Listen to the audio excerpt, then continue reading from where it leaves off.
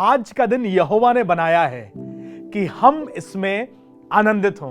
मैं विश्वास करता हूं आप अच्छी सेहत में सुरक्षित हैं और आपके ये दिन जो इबादत के, शुक्रगुजारी के और खुदावंद के खौफ में बिताए जा रहे हैं, आपके लिए बरकतें और खुदा की नजदीकी लेकर आ रहे हैं। This is my prayer that in these 40 days we may come even more closer to His love and to the grace of God.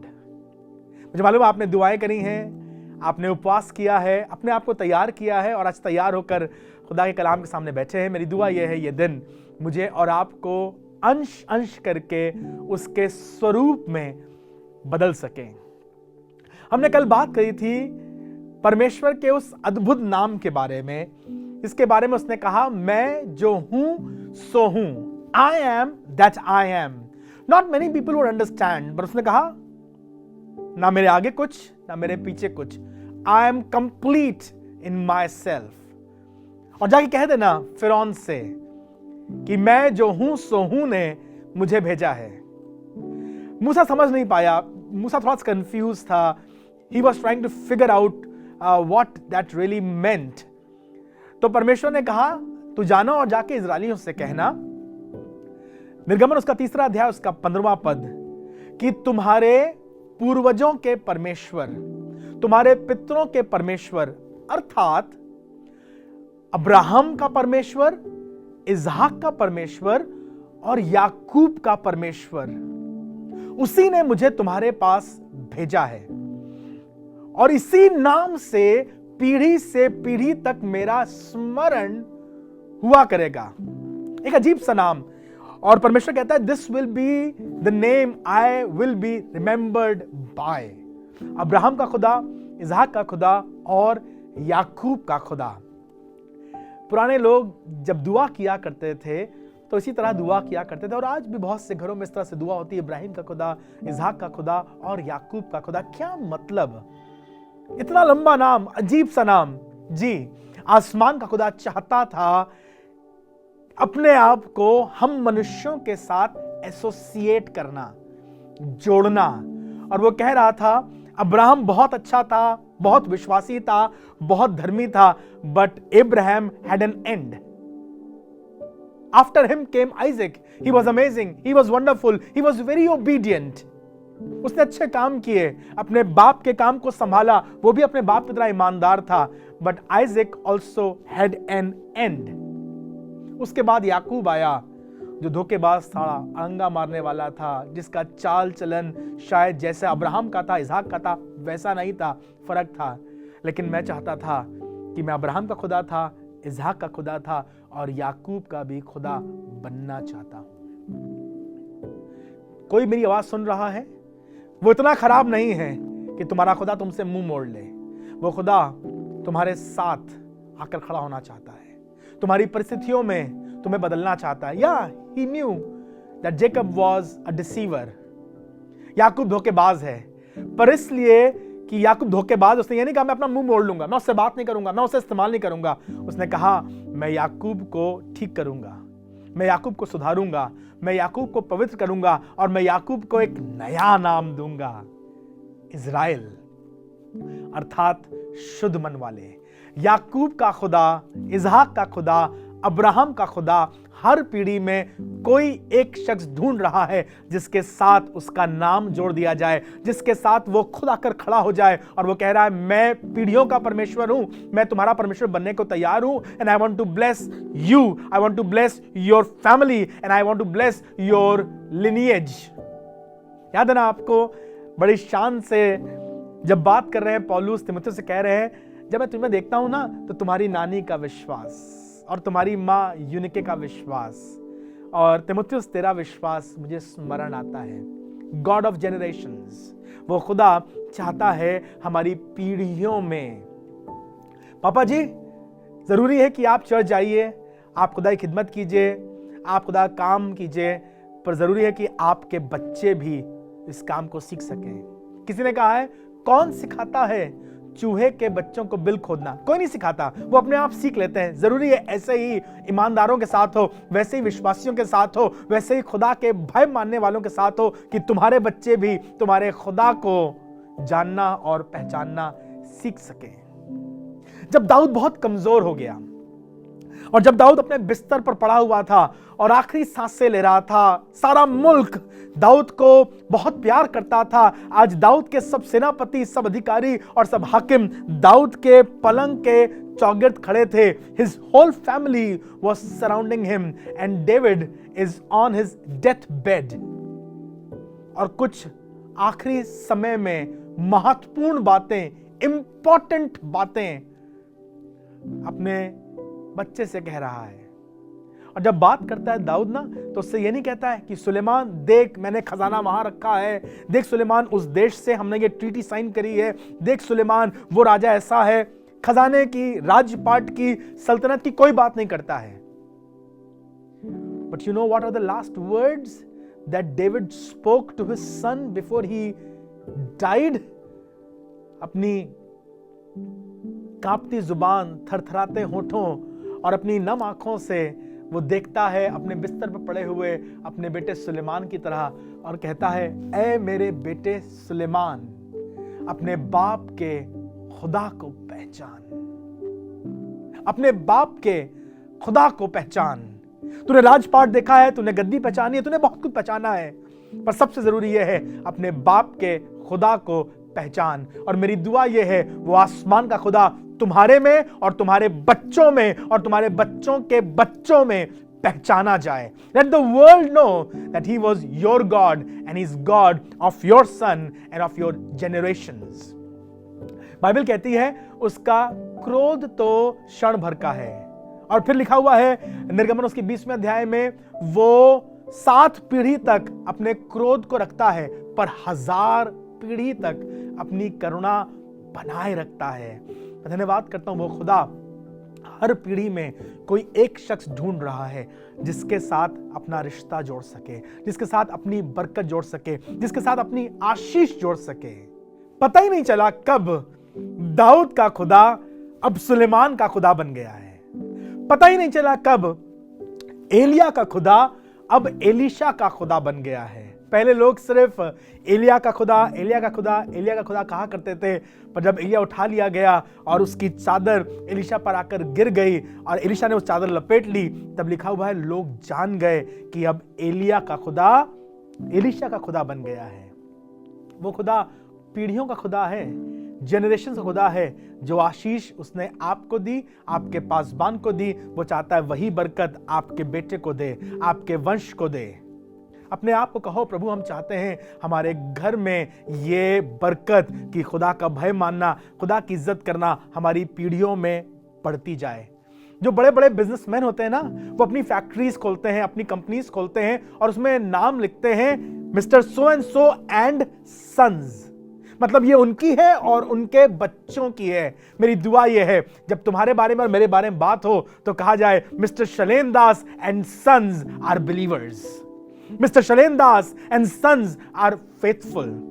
मुझे बहुत अच्छा लगता है यशाया नबी के बारे में बाइबल में लिखा हुआ उसके 8वें अध्याय में परमेश्वर ने यशाया से कहा, यशाया जो नबी था उस जमाने का एक बहुत बड़ा और अद्भुत भविष्यवक्ता है। यशाया जिसने 66 अध्याय लिखे हैं और लोग तो ये कहते हैं कि ये अपने आप में एक मिनिएचर बाइबल है, क्योंकि इसमें प्रभु यीशु मसीह के जन्म, प्रभु यीशु मसीह की मृत्यु और प्रभु यीशु मसीह के जी उठने का खूबसूरत वर्णन किया गया है। It is complete Bible in itself. वो यशाया, उससे कहा गया तू अपनी पत्नी नबियन के पास, भविष्यवक्तन के पास, it's the only place where a wife of a prophet is called prophetess. इसकी पत्नी को भी कहा गया भविष्यवक्तन और इसके बच्चों को कहा गया है चिन्ह और चमत्कार। कितना अच्छा फैमिली है ये। इसमें बाप खुदा की सेवा करता है, माँ खुदा की खिदमत करती है और इनके बच्चों को, इनकी पीढ़ी में, इनके वंश में ये आशीष आगे बढ़ रही है। और उनके बच्चों को कहा गया है, एक को कहा गया चिन्ह और दूसरे को कहा गया है चमत्कार। मेहर शलाल हशबज इसके बेटे का नाम था। दूसरे बेटे का नाम शरिया शूब था। ये इज़राइल के लिए और इज़राइल के खानदान के लिए चिन्ह और चमत्कार थे। मेरी दुआ यह है, अब्राहम का खुदा, इसहाक का खुदा, याकूब का खुदा तुम्हारा खुदा हो, तुम्हारे वंश का खुदा हो, तुम्हारे खानदान का खुदा हो, और तुम मिल करके अपने खुदा की इबादत कर सको। उसने कहा इसी नाम से मेरा स्मरण हुआ करेगा। कितना अच्छा लगे अगर पापा बैठे हैं, पापा के बगल में उनका बेटा बैठा है, बेटे के बगल में उनका पोता बैठा है, और सब एक साथ इबादत कर रहे हैं, सब एक साथ खुदा कलाम पढ़ रहे हैं, सब एक साथ चर्च जा रहे हैं। मम्मी भी कर रही हैं, बेटी भी कर रही है, और बेटी की बेटी भी कर रही है। नानी भी आराधना करती हैं, हमारे घर में मम्मी भी करती हैं और बिटिया भी करती है। How blessed is the family that works and serves God together. Bible में एक बहुत दुखद आयत है, और मैं कहता हूं it is one of the most tragic versus of the Bible. यहोशू के जमाने तक सब कुछ अच्छा चला, पर जब न्यायियों की पुस्तक शुरू होती है, when the book of Judges begins, it opens up with a very sad note। एक बहुत दुखद और एक बहुत दर्दनाक पद इसमें लिखा है। न्यायियों की किताब उसका 2 अध्याय और उसका 9वां पद कहता है, और यहोशू अपने पितरों में जा मिला। That means Joshua died. और जो यहोशू के उम्र के लोग थे वो भी मर गए, उन्हें दफन कर दिया गया। पर 10वां पद कहता है, और अगली पीढ़ी ना खुदा को जानती थी और ना खुदा के कामों को। Generation next neither knew God and nor the works of God। मेरी दुआ यह है, हम में से किसी की इतिहास की किताब में, हमारे खानदानों के इतिहास में यह पद कभी ना आए कि अगली पीढ़ी ना खुदा को जानती थी और ना खुदा के कामों को। एक धर्मी खानदान और एक धर्मी परिवार बनाने में पीढ़ियां लग जाती हैं। पापा खुदा को मानते हैं, उसके बाद बेटा मानने लगा, और मम्मी ने बहुत मेहनत करी, बहुत दुआएं करी, पापा ने बहुत समझाया। अब इनके घर में शराब नहीं पी जाती है, अब इनके घर में झगड़ा नहीं होता है, अब इनके घर में गाली नहीं बकी जाती है, और ये फैमिली चला आ रहा है, चला आ रहा है, चला आ रहा है। पर एक लड़का ऐसा आ गया जो मार्ग से हट गया।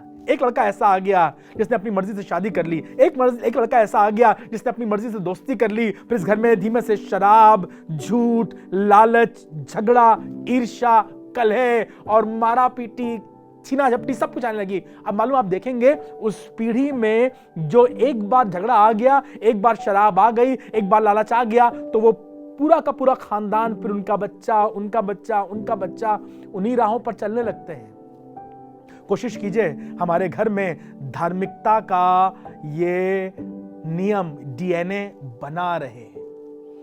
अफसोस की बात लिखी है न्यायियों की पुस्तक में 2 अध्याय में, अगली पीढ़ी ना खुदा को जानती थी और ना खुदा के कामों को। आपने बहुत कुछ किया अपने बच्चे के लिए, मकान बनाया है, LIC की पॉलिसी भी कराई है, आपने उसके लिए गाड़ी भी खरीदी है, और आपने उसके लिए 36 लाख रुपए बैंक में रखा है। अगर मेरी आंख बंद हो जाए तो उसके पास पैसा हो। पैसा अच्छा है, मकान अच्छा है, LIC अच्छी है, पर क्या तुमने उसके अनंत जीवन के लिए कुछ प्रोग्राम बनाया है? Have you planned anything for eternity that your children may be found in heaven?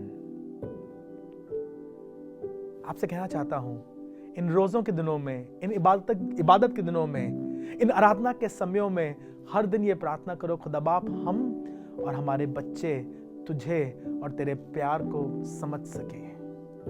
सबसे बड़ी आशीष जो दाऊद की थी ना, वो बरकत ये थी कि आसमान के खुदा ने दाऊद से ये कहा था कि कोई ना कोई सदा तेरे खानदान से मेरे हुजूर खड़ा रहा करेगा। उसने कहा था कि दाऊद के घराने का चिराग खुदा के घर में हमेशा जलता रहेगा। पैसे से अधिक, सोने से अधिक, राजपाट से अधिक, अशरफियों से अधिक, सेहत से अधिक बड़ी बरकत थी that the lamp of the house of David will always be kindled in the house of God. इसीलिए यीशु मसीह दाऊद के खानदान से हजारों साल बाद उत्पन्न हुआ। मेरी ये दुआ है हमारे घर में, हमारे खानदान में, हमारे वंश में खुदा की ये बरकत बनी रहे। अब्राहम का खुदा, इसहाक का खुदा और याकूब का खुदा हमारा खुदा हो। जब यीशु मसीह आए तो यीशु मसीह ने चेलों को एक खूबसूरत प्रार्थना सुनाई। आज तक फरीसी लोग दुआ करते थे हमेशा अब्राहम का खुदा, इसहाक का खुदा और याकूब का खुदा। जब यीशु मसीह अपने चेलों के साथ बैठे हुए थे और उन्हें दुआ करना सिखा रहे थे, He gave them a better prayer। उसने ये नहीं कहा दुआ करो अब्राहम का खुदा, इसहाक का खुदा और याकूब का खुदा। उसने सिखाया दुआ करो आए हमारे बाप। You are my father, I can call you Abba Father। मैं तुझे अपना पिता कह सकता हूं। मेरी दुआ यह है आज हर एक जो मेरी आवाज सुन रहा है वो सिर्फ अब्राहम का खुदा, इसहाक का खुदा और याकूब का खुदा नहीं, वो तुम्हारा भी खुदा है। तुमसे भी रिश्ता जोड़ना चाहता है, तुम्हारे वंश पर अपनी कृपा, अपनी भलाई, अपनी करुणा बना कर रखना चाहता है। Do not miss this opportunity. मुझे नहीं मालूम आपके पास पापा हैं कि नहीं है, पर दाना मांगता हूं आपके आसमानी पापा आपसे एक रिश्ता जोड़ना चाहते हैं और उनकी बरकत और उनकी वसीयत और उनकी आशीष आप पर और आपके वंश पर सदा सर्वदा बनी रहे और खुदा तुम्हें अपने राज्य में शामिल करे और तुम्हारे शहर में जाना जाए तुम्हारा खुदा। शद्रक, मिशक, अबेदनगो का खुदा, दानियल का खुदा, एलिया का खुदा, एलीशा का खुदा, मूसा का खुदा, यहोशू का खुदा और अब मेरा खुदा। खुदा आपको बरकत दे और आपके साथ बना रहे और आपके लिए इबादतों और आराधना से भरा हुआ सीजन बहुत आशीष का और बरकत का हो। जरूर से किसी के साथ शेयर कीजिए, किसी के साथ बांटिए और शायद कोई आपके द्वारा खुदा को और खुदा की मोहब्बत को चख सके। खुदा आपको बरकत दे।